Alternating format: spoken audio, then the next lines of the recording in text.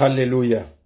Bien-aimés, je vous salue au nom du Seigneur Jésus et je suis ému de joie de vous savoir si nombreux pour qu'ensemble nous puissions parler de la parole de Dieu. Aujourd'hui, un jour merveilleux, le premier jour, le premier dimanche du mois de février, nous comprenons donc que l'année a bel et bien démarré. Si vous êtes encore dans la distraction, comprenez que 2024 est déjà sur les rails. Et aujourd'hui, nous allons lire un texte dans l'Évangile selon Saint Jean. Nous lisons au chapitre 20, les versets 24 jusqu'au verset 29. Jean 20, 24 à 29. La Bible nous dit ce qui suit. Thomas, appelé Didyme, l'un des 12, n'était pas avec eux lorsque Jésus vint. Les autres disciples lui dirent donc, « Nous avons vu le Seigneur. » Mais il leur dit, « Si je ne vois dans ses mains la marque de clous, et si je ne mets mon doigt dans la marque de clous, et si je ne mets ma main dans son côté, je ne croirai point. » 8 jours après, les disciples de Jésus étaient de nouveau dans la maison et Thomas se trouvait avec eux. Jésus vint, les portes étant fermées, se présenta au milieu d'eux et dit, « La paix soit avec vous. » Et Irénée Humine. Puis il dit à Thomas, « Avance ici ton doigt et regarde mes mains. Avance aussi ta main et mets-la dans mon côté et ne sois pas incrédule, mais crois. » Thomas lui répondit, « Mon Seigneur et mon Dieu. » Jésus lui dit, « Parce que tu m'as vu, tu y as cru. Heureux ceux qui n'ont pas vu et qui ont cru. » Gloire au Seigneur Jésus. Oh, alléluia. Bien-aimé, je suis dans la joie quand je lis ce texte. Et je souhaite que vous également, vous puissiez me suivre attentivement dans quelques minutes pour qu'ensemble nous puissions découvrir ce que le Seigneur veut nous parler à travers de ces messages, à travers de ces textes. La Bible nous parle de Thomas, le Didyme. La Bible nous parle également de Jésus. Et ici, il s'agit donc de Jésus après sa résurrection. Et la Bible nous parle également des autres disciples. Mais quand nous lisons les textes ici, le sujet de ce jour s'intitule « Du doute au fondement de la foi ». Du doute au fondement de la foi.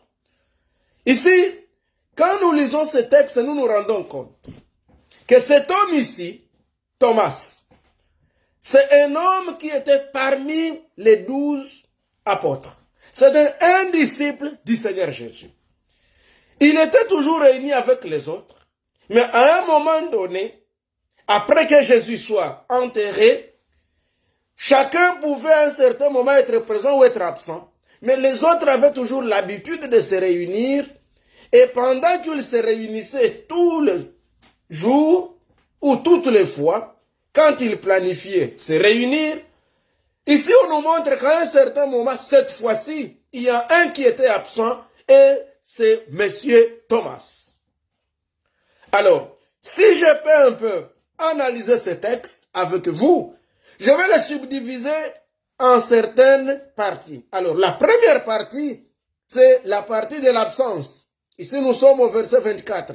Thomas, appelé Didyme, l'un des 12, n'était pas avec eux lorsque Jésus vint. La première chose, bien-aimé dans le Seigneur, qui crée les doutes, souvent c'est l'absence. Vous savez, quand toi tu n'es pas là, lorsque les messages passent, lorsqu'on donne un communiqué, quand tu n'as pas suivi, tu es tenté de douter, est-ce que réellement ce qu'on te dit est vrai? Est-ce que réellement ce que l'autre te raconte est une réalité ou une vérité? Et c'est ainsi que, bien-aimé, vous devez bien comprendre que l'absence à un certain moment a ses conséquences. Mais des fois aussi, il faut être absent à certaines choses au lieu d'y être présent. Et ici, nous voyons Thomas qui est absent. Et là, je veux bien vous dire, bien-aimés dans les Seigneurs, en tant qu'enfant de Dieu, en tant que serviteur de Dieu, je vous invite à être toujours présent dans les choses de Dieu. À être toujours présent. Vous savez, même ceux qui disent, ils se disent que la politique de la chaise vide ne paye pas. Et je le redirai aussi en tant que serviteur de Dieu. Il est très important toujours d'être présent au culte. D'être présent parce que si tu n'as pas été là, tu risques de ne pas avoir bien compris les messages. Tu risques de l'interpréter très mal. La plupart des gens qui expliquent mal une nouvelle sont des personnes qui étaient absentes. Et c'est pourquoi vous allez vous rendre compte que les messages que je vous transmets aujourd'hui, si tu ne veux pas les suivre attentivement et que tu les remettes à quelqu'un d'autre aussi risque de les transformer et dire autre chose. C'est une conséquence d'absence. Ici, nous voyons Thomas qui était absent. Et je me demande, pendant ces moments où tout le monde était en train de se cacher, parce que quand nous lisons dans Luc, chapitre 24, au verset 33, ici nous voyons les disciples qui se cachaient, parce qu'ils craignaient les Juifs, ils craignaient les représailles. Et comme Jésus n'était plus, il était mort, tout le monde avait peur. Ils avaient peur. Mais comment Thomas lui était absent? Et la Bible nous dit, lorsque la première étape, comme je dis là, c'est l'absence. Évite les absences. Que ce soit au travail, dans l'œuvre de Dieu, dans les activités, dans des réunions, évite les absences.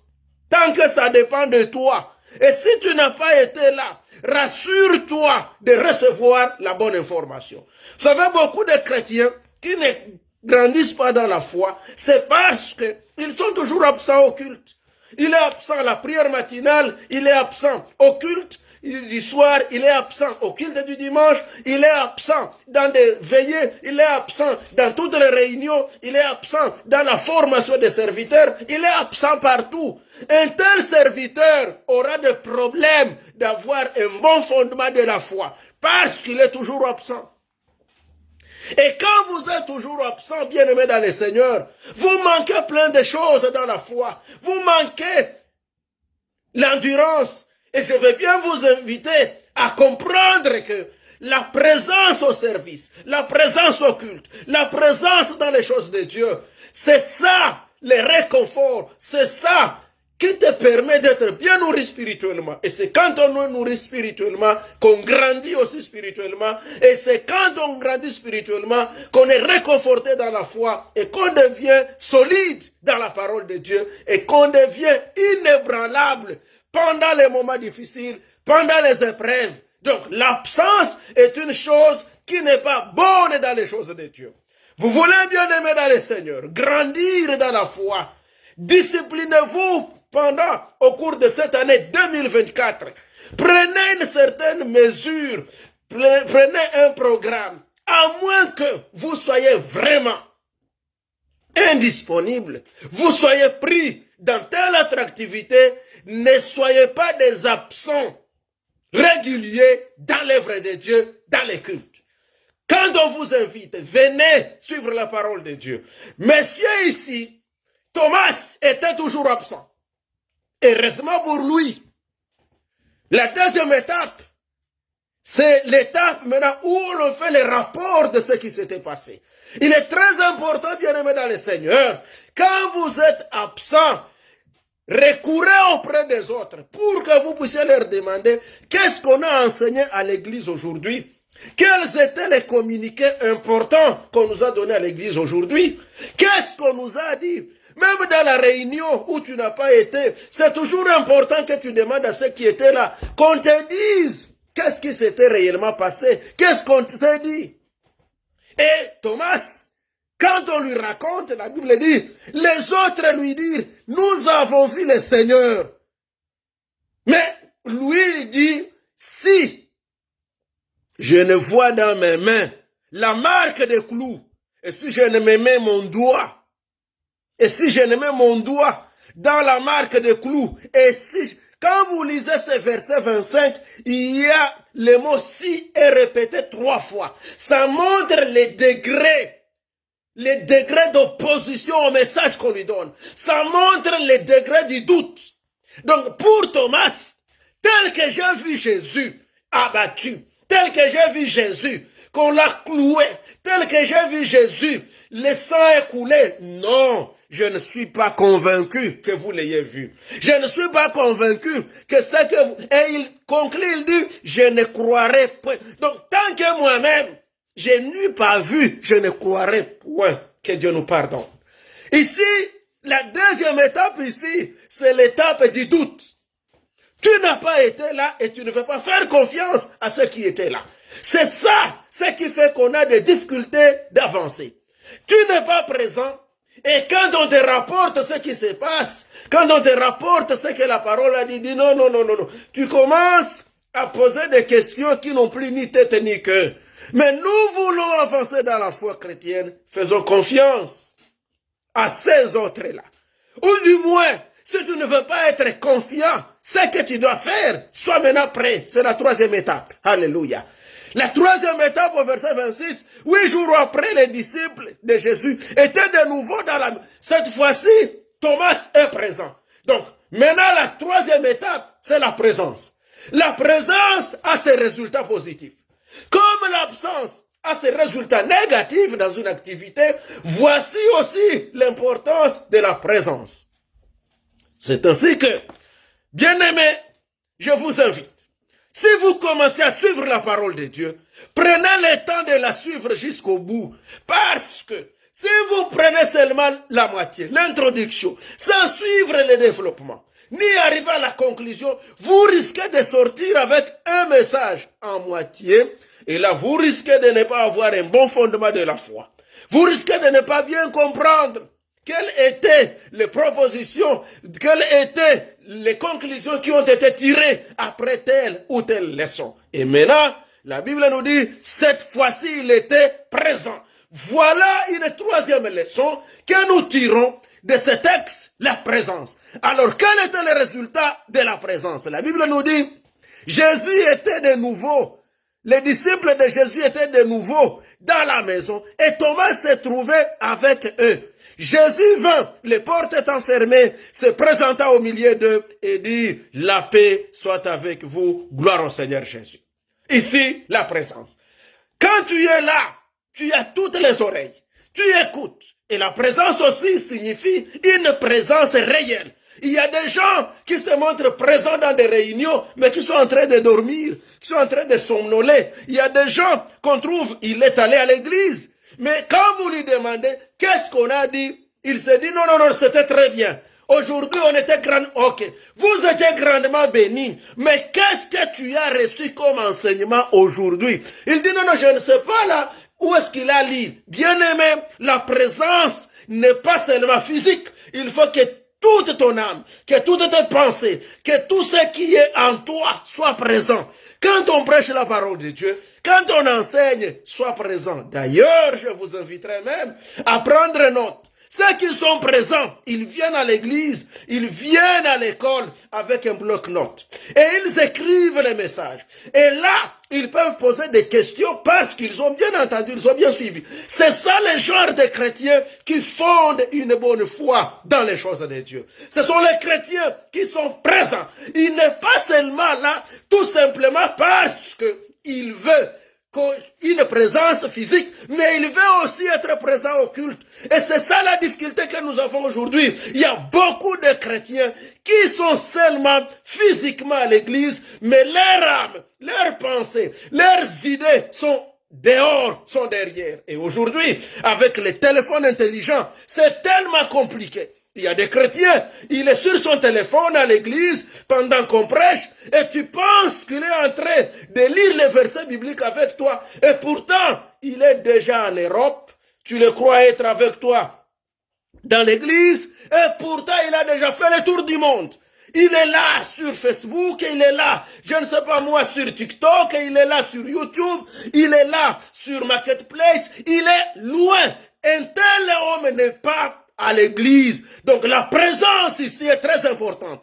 Lorsque Thomas était présent, il a suivi les messages. Gloire au Seigneur Jésus. Et quand il est présent, la Bible dit, quand le Seigneur arrive, il dit, la paix soit avec vous. Et les Grecs diraient, Eirene humin, que la paix soit avec vous. Et quand vous comprenez les mots paix pour Jésus-Christ ici, ça dit grand chose. C'est tellement profond les mots que la paix soit avec vous de Jésus-Christ. Les Eirene de Jésus ne signifie pas tout simplement un bonjour, comme on pouvait le croire. C'est pas juste un shalom, non. Les Eirene de Jésus-Christ, ça signifie que je vous souhaite tous les meilleurs. Je vous souhaite toute la paix. Je vous souhaite toute la joie. Je vous souhaite de vous sentir, en d'autres termes, c'est une présence de Jésus pour dire, je suis encore avec vous. Vous n'avez rien à craindre. C'est ça, quand il dit que la paix soit avec vous. Donc, que ton cœur ne se trouble plus. Que tout cela qui avait crié à moi, soyez courageux, comprenez que je suis là. Alléluia. C'est ce que je vous souhaite également, ce jour d'aujourd'hui, vous qui me suivez, que la paix de Jésus soit avec toi. Peu importe les épreuves, peu importe les problèmes, peu importe les difficultés, que la paix soit avec toi. Alors, comme Thomas était cette fois-ci présent, physiquement, moralement, mentalement, psychologiquement, étant cette fois-ci présent dans l'assemblée, Thomas, il répond, alléluia. Puis Jésus dit à Thomas, avance ici ton doigt et regarde mes mains, avance aussi ta main et mets-la dans mon côté et ne sois pas incrédule, mais crois.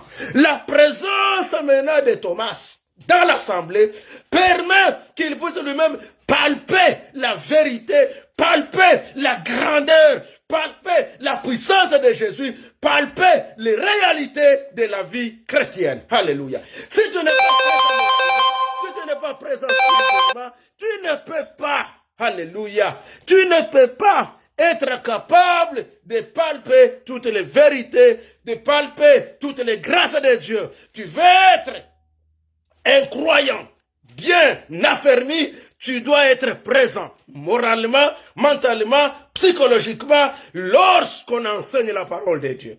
Alors, comme Thomas était cette fois-ci présent, et le Seigneur lui dit, maintenant Thomas, viens palper, touche toi-même, gloire à Dieu.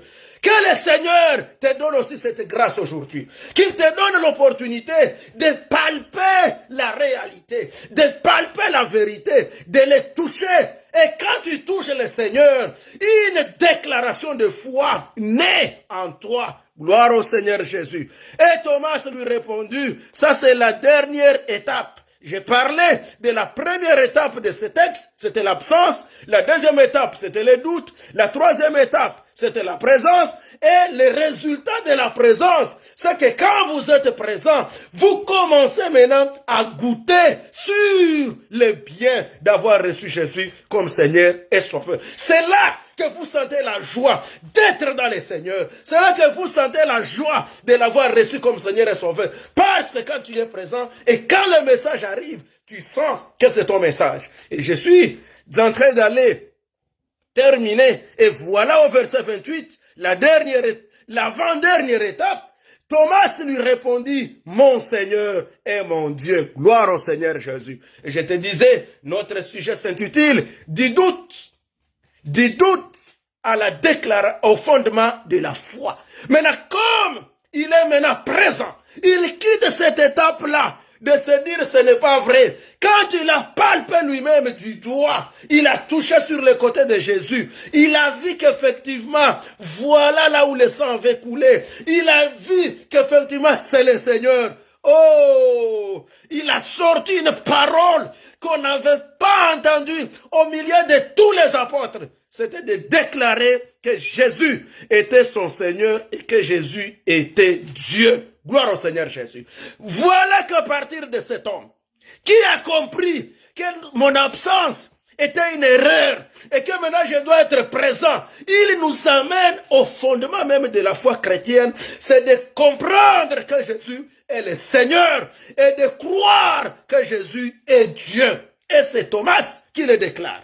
Et quand nous parlons un tout petit peu de la divinité de Jésus qui est affirmée par les Écritures, nous voyons que d'une part, l'Ancien Testament évoque indirectement la divinité de Christ et d'autre part, il l'atteste formellement. C'est ainsi que, d'abord, comme Messie, il est préfiguré par les théophanies dans la parole de Dieu. Et ici, nous voyons les apparitions de Dieu sous une forme humaine pour accomplir les ministères parmi les hommes. Donc, les théophanies-là, ces apparitions-là du Seigneur ont prouvé qu'effectivement Jésus est Dieu. Et si vous voulez en savoir plus, vous pouvez lire dans Genèse 16, 7 à 14, Genèse 18, 2 à 23, et spécialement au verset 17. Et bien aimé, la deuxième chose, le Messie, il est déclaré expressément aussi Fils de Dieu. Donc quand nous voyons aussi les Écritures, nous voyons qu'également le Messie Jésus est déclaré expressément, même dans l'Ancien Testament, comme étant le Fils de Dieu. Que Dieu nous bénisse. Et enfin, le Messie est nommé Emmanuel, c'est-à-dire Dieu avec nous. Et sa conception même dans les seins d'une vierge était annoncée comme les moyens par lesquels Dieu prendrait une forme humaine. Et là, nous sommes dans Ésaïe, chapitre 7, verset 13 à 14. Et pourquoi pas Matthieu 1, 22 à 23. Ici, nous voyons donc que Jésus-Christ est réellement reconnu comme Dieu. Et voilà pourquoi nous avons dit du doute au fondement de la foi. Je ne sais pas vous autres, quand vous doutez de quelque chose, est-ce que vous avez le temps de vous imprégner davantage pour que vous puissiez dissiper tout doute et que vous puissiez bien vous enraciner dans la foi. Voilà la leçon que nous tirons ici, c'est que le Messie a été désigné sous même divers noms divins. Et ici, nous voyons Thomas, un homme qui était absent, un homme qui n'a pas cru. Mais quand il a été présent, quand ses pensées, son esprit, il s'est présenté dans les choses de Dieu, il a lui-même attendu. Gloire à Jésus. Ici, nous voyons un autre élément, c'est qu'il a attendu.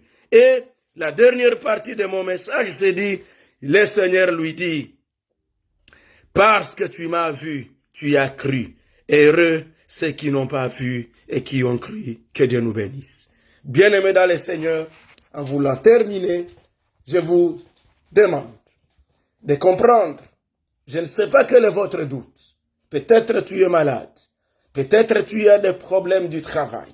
Peut-être tu as un problème quelconque. Peu importe, un dossier pour lequel tu ne sais quoi faire. Et quand on te dit que le Seigneur est capable, tu dis non. Si je ne le vois pas agir dans mon cas, je ne croirai pas.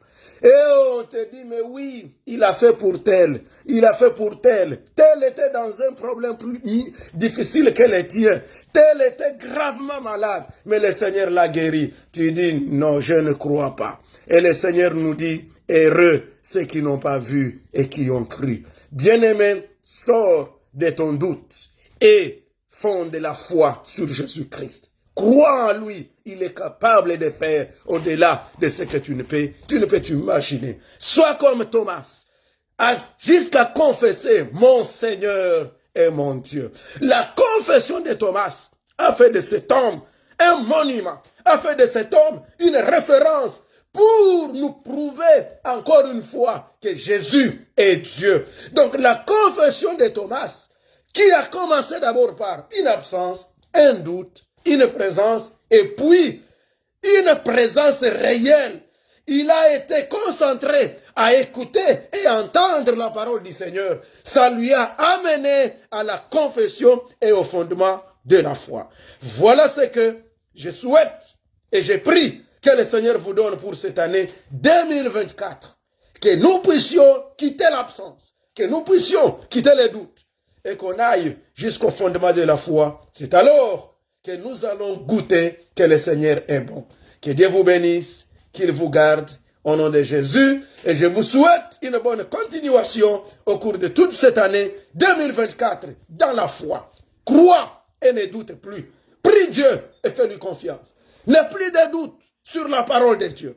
Prends une nouvelle discipline de suivre les choses de Dieu et d'être avec lui. Que Dieu nous bénisse au nom de Jésus.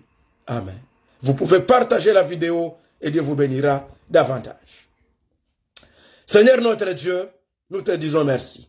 Je te bénis, Papa, car tu es bon.